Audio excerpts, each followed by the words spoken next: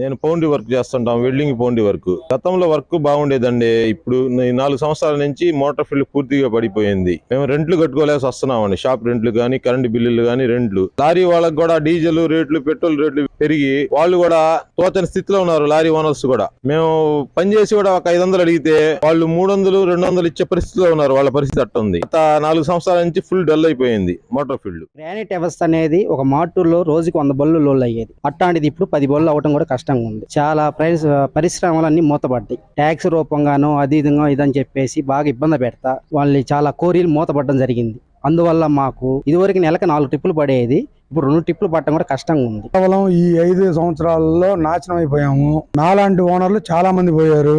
ఒకరు కాదు, ఇద్దరు కాదు. డెవలప్మెంట్ అనేది లేదు. ట్యాక్స్ కాడ నుంచి, ఇన్సూరెన్స్ కాడ నుంచి అన్ని ప్రతిదీ పెరిగే ఉంది. నిత్యావసరాలు కూడా తక్కువగా పోతున్నాయి. ఈ వెహికల్స్ లోడింగ్ లేదు. సర్వనాశనం అయితే అయ్యాము. ఇన్సూరెన్స్ కానీ ప్రతిదీ మొత్తం అన్ని పెరిగే ఉండయి. ముందు బాగా కిరాయిలు ఉండేవి. ఎటు పోయినా కూడా ఇంట్లో అన్ని గడిచేయి. అన్ని ఏ ఇబ్బంది లేకుండా పిల్లల్ని బాగా చదివించుకుంటా ఉండేవాళ్ళమే.